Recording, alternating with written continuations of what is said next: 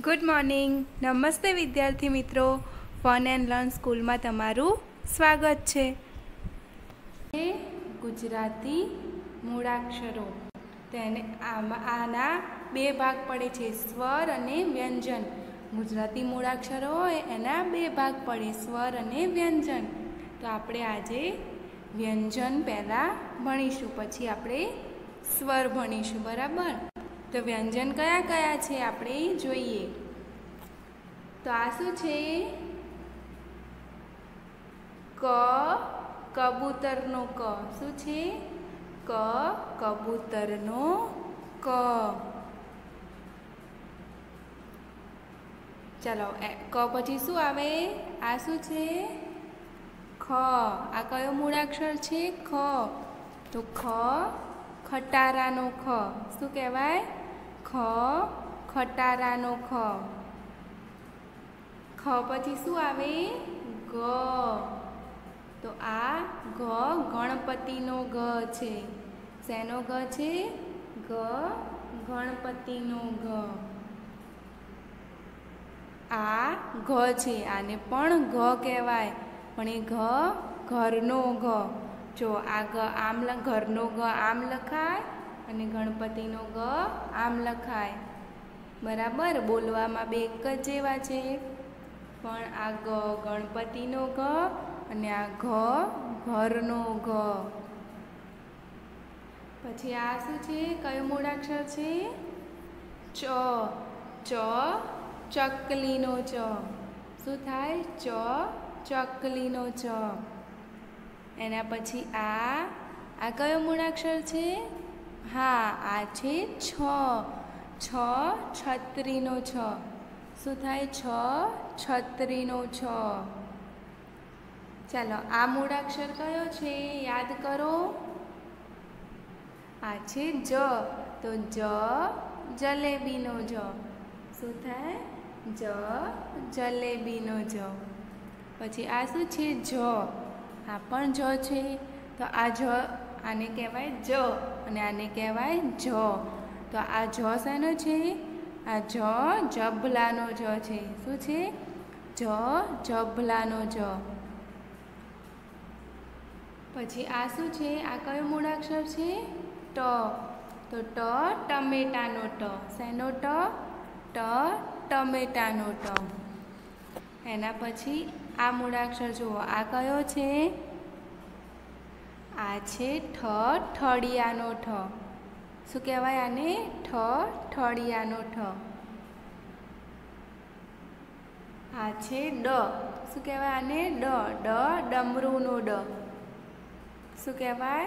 ડ, ડમરૂનો ડ. આ શું છે? ઢ.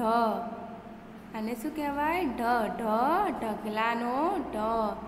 શું કહેવાય? ઢ, ઢગલાનો ઢ.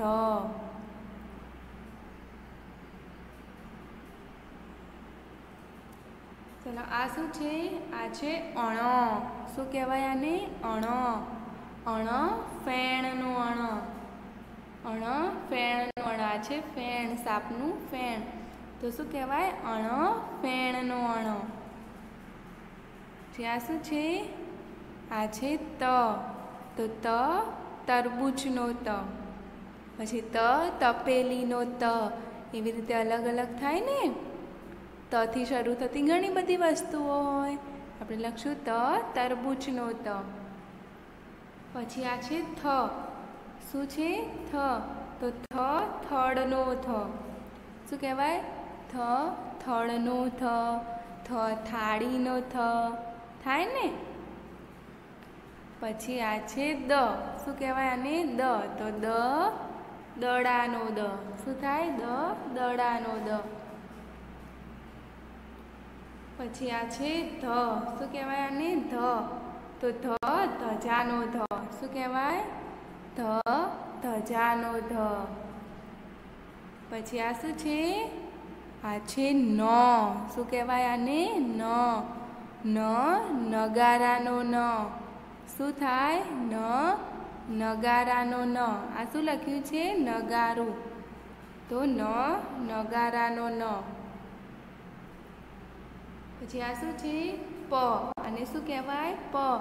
પ પતંગનો પ. શું કહેવાય? પ પતંગનો પ. પછી આ છે ફ. ફ ફટાકડાનો ફ. બોલો, ફ ફટાકડાનો ફ. આ શું છે? આને કહેવાય બ. શું કહેવાય? આને કહેવાય બ. બ બકરીનો બ. શું કહેવાય? બ બકરીનો બ. પછી આને કહેવાય ભ. શું કહેવાય? ભ. તો ભ ભમરડાનો ભ. શું કહેવાય? ભ ભમરડાનો ભ. આ છે મ. શું છે? મ. તો મ મગરનો મ. શું થાય? મ મગરનો મ. મ મરચાનો મ થાય ને. પછી આ છે ય. શું કહેવાય આને? ય. ય યતિનો ય. શું થાય? ય યતિનો ય. ચલો, આ શું છે? આ છે ર. શું કહેવાય આને? ર. ર રથનો ર. પછી રમકડાનો ર થાય ને. હા, તો આને શું કહેવાય? ર. પછી આ છે લ. તો લખોટીનો લ. શું થાય? લખોટીનો લ. પછી આ શું છે? વ. આને શું કહેવાય? વ વહાણનો વ. શું થાય? વહાણનો વ. પછી આ છે શ. શું કહેવાય આને? શ. આને શું વંચાય? શ. શરણાઈનો શ. શું વંચાય આને? શરણાઈનો શ.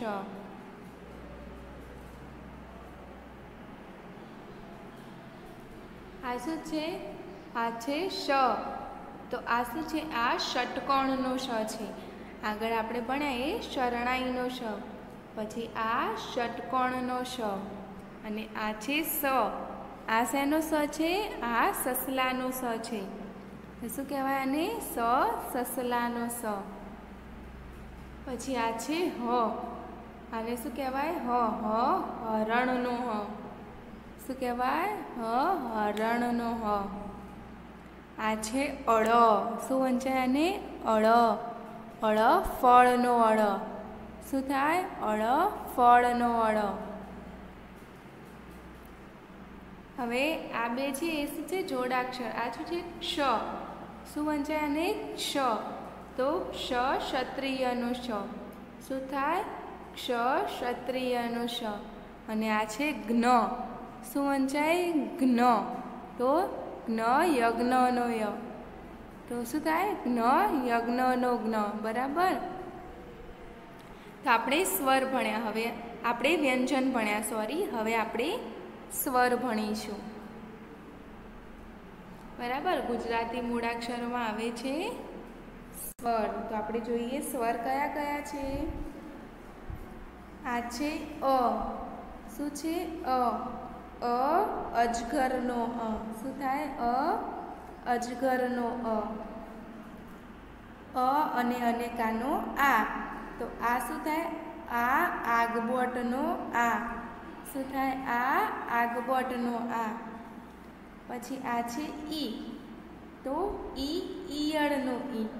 શું થાય? ઈયળનો ઈ. આ છે ઈ. તો આ નાનો ઈ છે અને આ મોટો ઈ. તો ઈસનો ઈ. શું કહેવાય? ઈસનો ઈ. આ છે ઉ. શું કહેવાય આને? ઉ. તો ઉતરડનો ઉ. શું થાય? ઉતરડનો ઉ. અને આ છે ઉ. તો આને નાનો ઉ કહેવાય અને આને મોટો ઉ કહેવાય. તો ઊનનો ઉ. શું થાય? ઊનનો ઉ. આ છે રૂ. શું કહેવાય આને? રૂ. તો ઋષિનો રૂ.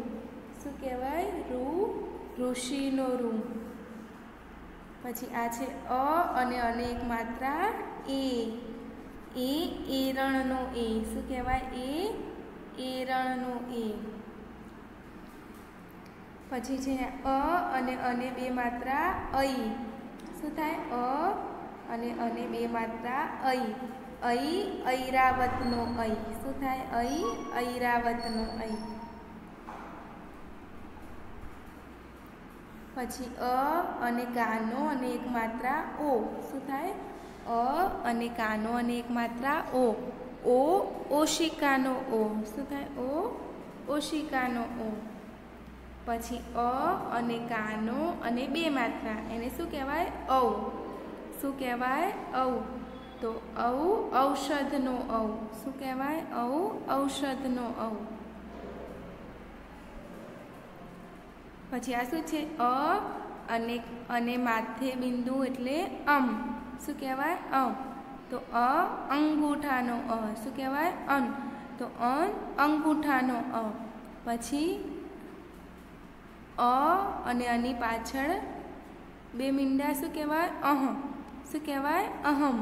તો નમનો અહમ. શું કહેવાય? નમનો અહમ. ઓકે. તો ચાલો આજે આપણે સ્વર અને વ્યંજન ભણ્યા. તમે આ યાદ કરીને તમારી નોટબુકમાં પણ લખી દેજો. Okay, bye bye.